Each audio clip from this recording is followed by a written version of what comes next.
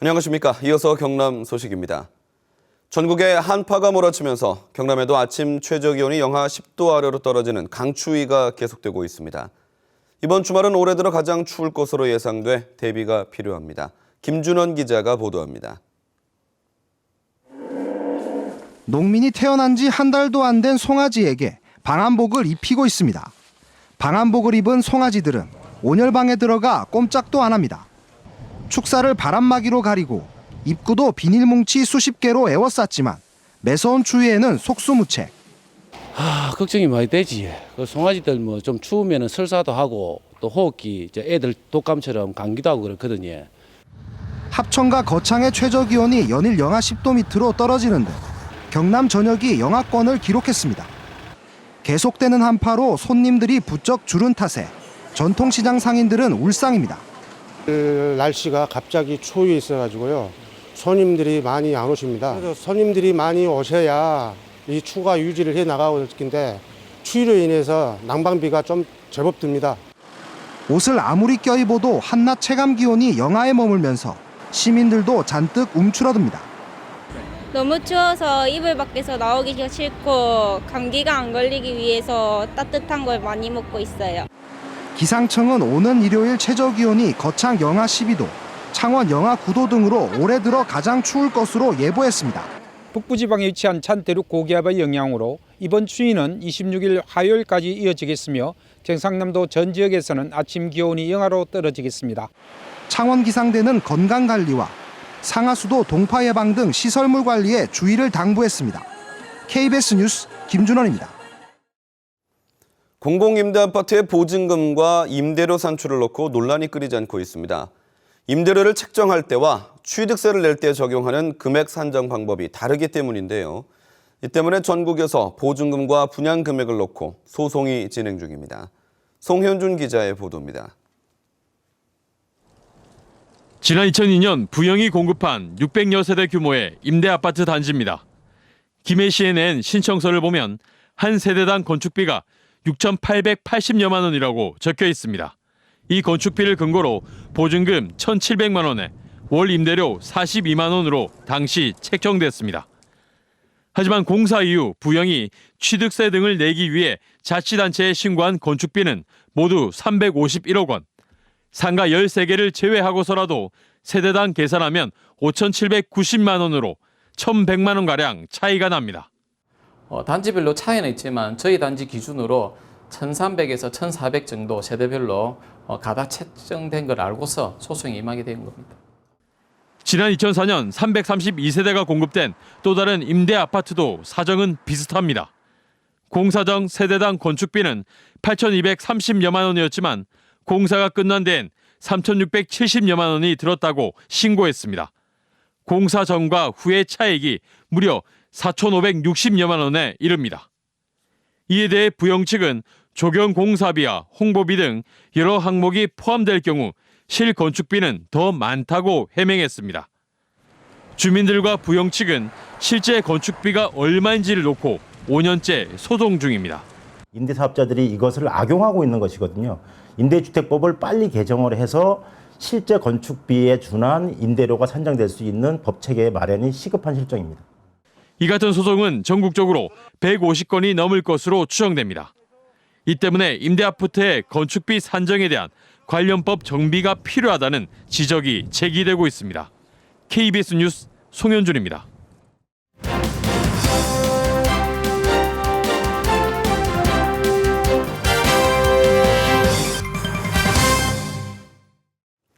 (4월 13일에) 치러지는 제20대 국회의원 선거의 예비 후보자를 소개하는 순서입니다. 오늘은 진주시 갑지역구의 현역 의원과 중앙선거관리위원회에 등록한 예비 후보자 6명입니다. 진주시 갑 새누리당 박대출 현역 의원, 새누리당 변항종 전 진주경찰서장, 새누리당 정인철 진주 일자리 희망센터 이사장, 새누리당 최구식 전 경상남도 서부부지사, 더불어민주당 정영훈 더불어민주당 진주 갑지역 위원장, 무소속 이혁 동서창조포럼 공동대표가 예비 후보로 등록했습니다. 경남교육청은 창원 모 중학교의 결핵 발생과 독감 유행에 따라 감염병 예방 관리를 강화하기로 했습니다. 경남교육청은 개학에 대비해 학교 취약 장소와 학생들의 접촉이 빈번한 것은 소독을 강화하고 홈페이지를 통해 손 씻기 등 예방 수칙을 학생과 학부모에게 전파하도록 했습니다. 또 기관관 비상연락 등 협조 체계와 상시 모니터링도 유지하기로 했습니다. 창원지법 1형사 단독은 산업단지 인허가에 편의를 봐달라며 5천만 원을 받은 혐의로 구속된 김맹권 전 김해시장의 측근 56살 배모 씨에게 징역 1년에 집행유예 2년, 추징금 5천만 원을 선고했습니다. 재판부는 판결문에서 공무원 청탁 명목으로 돈을 받아 죄가 무겁지만 초범인데다 받은 돈을 변제 공탁한 점을 고려했다고 밝혔습니다. 농민이 생산한 농산물을 소비자에게 직접 파는 농산물 직거래는 만족도가 높은 거래 유형이죠. 경남적 고속도로 휴게소에 농산물 직거래 시설이 처음 들어서 관심을 끌고 있습니다. 보도에 황재락 기자입니다. 진주시 외곽의 한 농촌마을. 농민 강정혜 씨는 30년째 지역 특산품인 마와 우엉 농사를 짓고 있습니다. 오랜 농사 경험을 살려 강 씨는 특산품을 활용한 빵과 쿠키 등 다양한 가공식품 제조에 뛰어들었지만 판로 확보가 늘 고민입니다. 진짜 되기 위해서 노는 이런 제품보다 원료라든지 질이라든지 이런 부분은 자부를 하는데 그런 인지도 부분에서 이렇게. 이 같은 농민들의 고민을 들어줄 농산물 직거래 시설이 고속도로 휴게소에 새로 들어섰습니다. 경남에서는 처음 전국 두 번째로 들어선 직거래 시설에는 딸기와 배, 애호박 등 신선 농산물과 잡곡 등 240여 종이 가득합니다. 판매 품목은 반경 50km 이내에서 생산된 지역 특산품으로 제한했습니다. 농민들도 많이 팔아서 웃음이 나올 것이고 국민들도 질 좋고 값싼 농산물을 사가면은 행복해하지 않을까. 이래서 시작된 것이 바로 이 행복 창터입니다. 직거래 방식이어서 농민과 소비자 모두 좋은 가격에 거래할 수 있습니다. 진주 농산물을 전국에 확대 판매할 수 있는 좋은 기회입니다. 그래서 우리 진주 농민들에게는 크나큰 도움이 되지 않나. 한국도로공사는 올해 전국 14개 고속도로 휴게소에 농산물 직거래 시설을 신설하고 사업 규모도 확대할 예정입니다. KBS 뉴스 황재락입니다.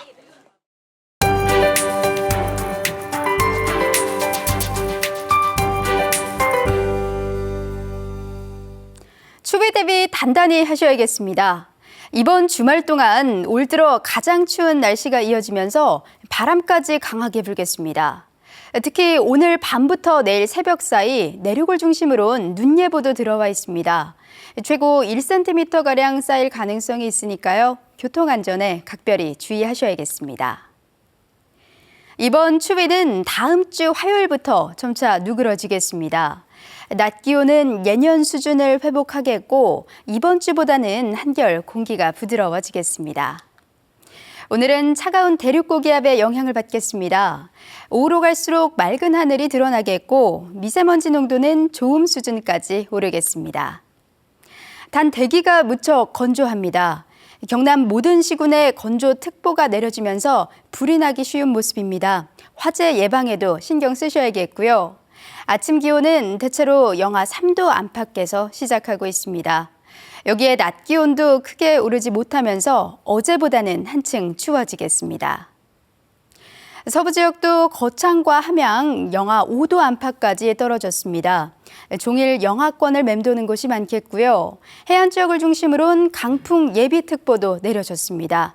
종일 체감온도가 영하권에 머무는 점 염두에 두셔야겠습니다. 바다의 물결은 동해상을 중심으로 최고 4m까지 오후부터 점차 높게 일겠습니다. 기상정보였습니다. 경남 18개 시군 가운데 함안군이 최고 장수 지역으로 나타났습니다. 김종인 원광대 장수과학연구소장이 100세 이상 초고령자 2명 이상이 사는 전국 114개 시군을 대상으로 1975년부터 2011년까지의 100세 생존율을 분석한 결과 함안군은 노인 1000명당 19명이 100세 이상까지 사는 것으로 조사됐습니다. 이어 양산과 창원시가 13명, 진주시 10명, 함양군 10명 순입니다. KBS 뉴스를 마칩니다. 고맙습니다.